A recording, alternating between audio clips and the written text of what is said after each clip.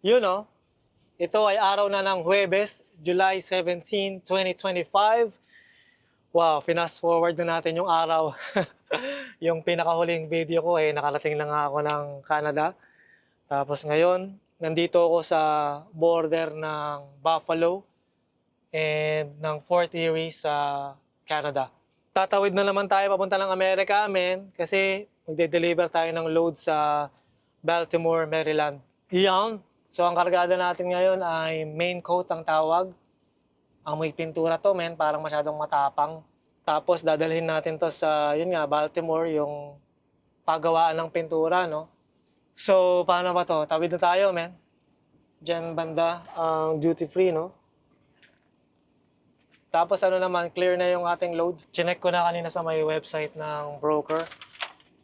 Okay naman na. So, ready lang natin tong ating mga identification, men.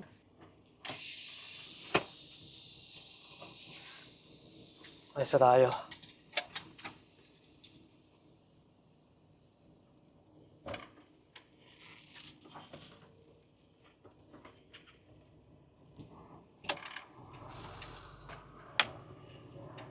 Malamig-lamig din ang panahon, ah.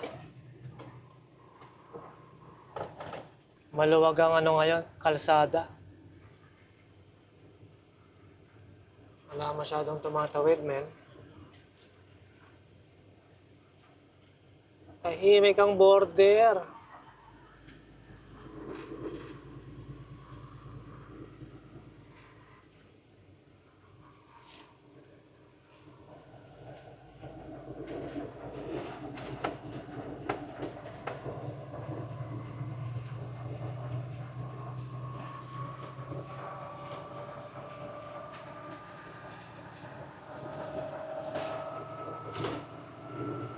Ayos. Ang init-init, naka-long sleeves ako, no? Meron akong history po kasi sa pagtawid sa papunta ng Amerika o pabalik ng Canada, no? Lagi akong ini-inspection dati. Kasi dati lagi lang ako nakasando or sleeveless. Nakita nila siguro yung tattoo ko pang kawatan.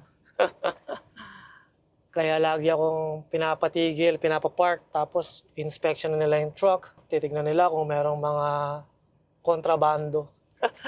Mukhang adik-adik lang, men. Parang ganun. Kasi nga, di ba, mukhang mafia, sabi nila. Parang pinayuhan ako ng company ko dati na try mo kaya mag long sleeves, tago mo yung mga tattoo mo. Kaya simula nun, hindi na ako na inspection. Siyempre dapat mukha kang professional. Dati kasi mukha akong sanggano eh. Nakasando, ganyan. Pag tumatawid lang naman, pero kapag siyempre nasa interstate ka lang, kalagitnaan ng biyahe, hindi mo na kailangan mag long sleeves, man. Kaya payo ko po sa may mga tato na truck driver. Tago nyo yung tattoo nyo, man. Baba na natin yung ating bintana kasi next na tayo. Ayos na.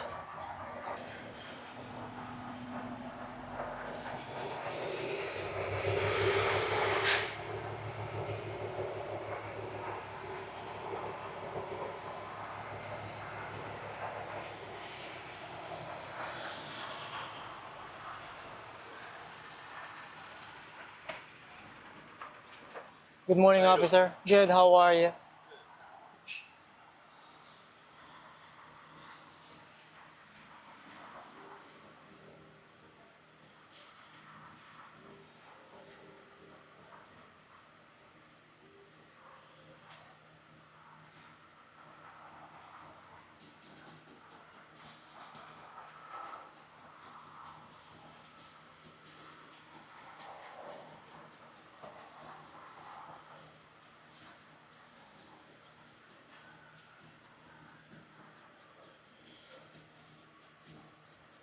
All set.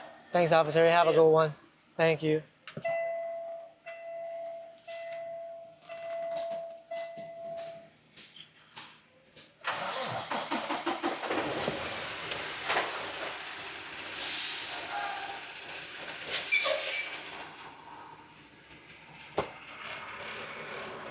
Walang tanong-tanong yun ah.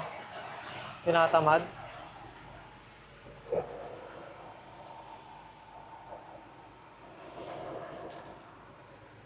Grabe.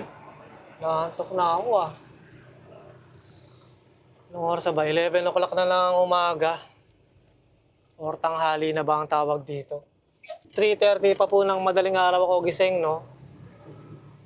Dahil, yun nga, para hindi tayo malate. Grabe. Ay, puyat. Puyat na, pagoda pa, men. Pero sa inyong lahat na nanonood ng video na to, man, welcome to New York, USA, man! Ganun lang ang buhay trucking, no? Pasyal-pasyal. Uy, putik, merong inspection dun sa may ano, papunta ng Canada, oh. Oh, bago mag-duty free. Ano sinasabi ko? Grabe yun. Anyway, yun nga, inaantok na ako, man. 3:30, so 11. Mga ano pa to siguro, 6-hour drive. Mga 6 na oras pa yung Baltimore mula dito sa Buffalo. Ayos lang, hindi pa naman ako pagoda. Pero medyo ano lang, broke na. So yun nga, no? Baltimore lang ang pupuntahan natin ngayon. Pagkatapos ng delivery natin, bukas ang delivery natin. Pagkatapos ay hindi ko alam kung saan tayo magpapahugas ng tangke. Hindi ko alam kung saan yung backhaul natin, kung saan tayo pipick up. Bukas pa natin malalaman, men. So magdadrive muna ako and cut na lang natin to sa Samba. Sa rest area siguro, men. Or sa truck stop. Gawin natin yan. Ay, kasalukuyan tayo dito sa rest area sa IT-90, men. Rest area / inspection station. Kasalukuyang ini-inspect yung ating truck and ang ating trailer. So, kinuha niya yung aking cab card. Yung cab card, ano po yun, informasyon ng aking tractor. Tapos, kinuha rin niya yung aking lisensya. Sabi niya, wag mong papatayin yung makina mo, buksan mo lang yung AC, paandarin mo lang. Dahil mainit ngayong araw, sabi. Bait naman yung officer. Pinadala ko na rin sa kanya yung logbook ko. Tinanong niya sa akin kung anong ginagamit ko, electronic ba o paper log. Sabi ko, electronic. Tapos tinanong niya ako kung meron ba akong paper log in case na mag-breakdown yung electronic. Sabi ko, yes, I do have paper logs. First time mangyari sa akin tong roadside assistance. Roadside inspection na to, man. 5 years na akong driver, ngayon lang nangyari sa akin to. Parang level 1 yata to. Or level 3 yata. Yung mataas kasi magsi-circle check daw sila. Bubuksan yung makina, mga ganong bagay. Hindi naman ako kinakabahan. Kasi every 3 months, in-inspect tong aming tractor and trailer. Required ng company yun eh. Unless nung huling inspection na to ay 2 months ago, nung Mayo. Kung nagkaroon ng problema nung June or July. Pero wala naman. New York DOT yung katabi natin ngayon. Man.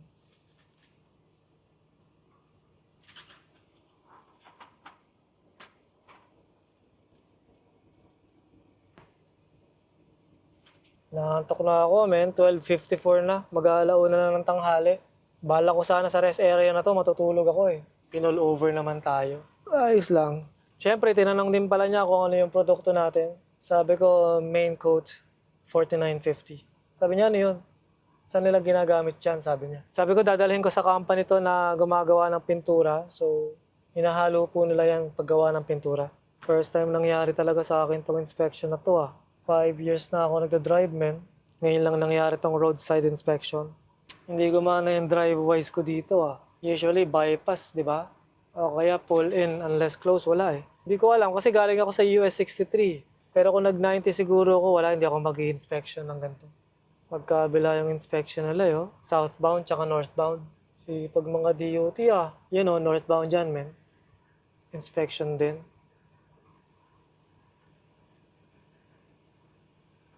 Sipag, no? Hello, officer. Ready to get started? Go ahead, shut the tractor off. Okay.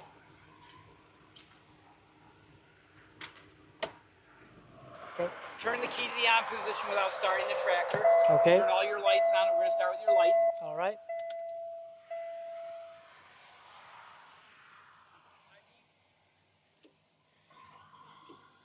Okay.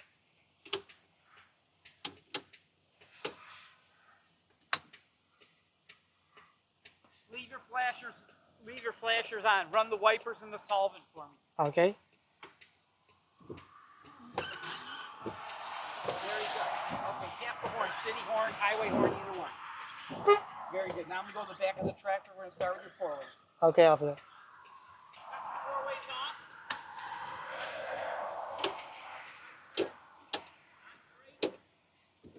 Release.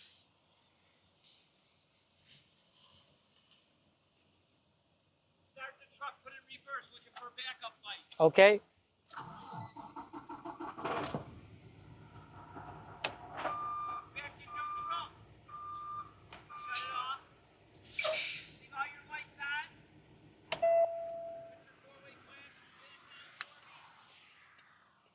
Now I'm going to go to the rear, and now I'm going to go to the rear of the trailer truck. Okay, officer.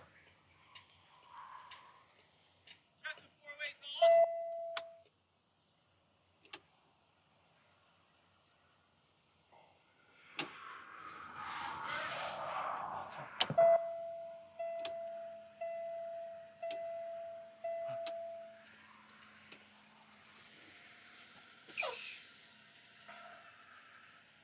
Hindi pala naka-on yung...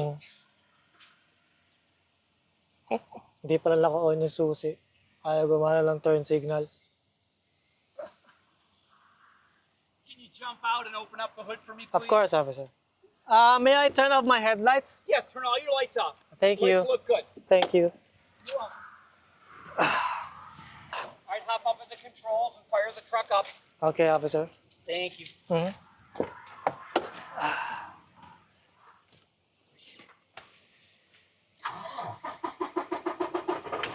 We're going to look at steering components. Hand at the top of the wheel and move it like this back and forth.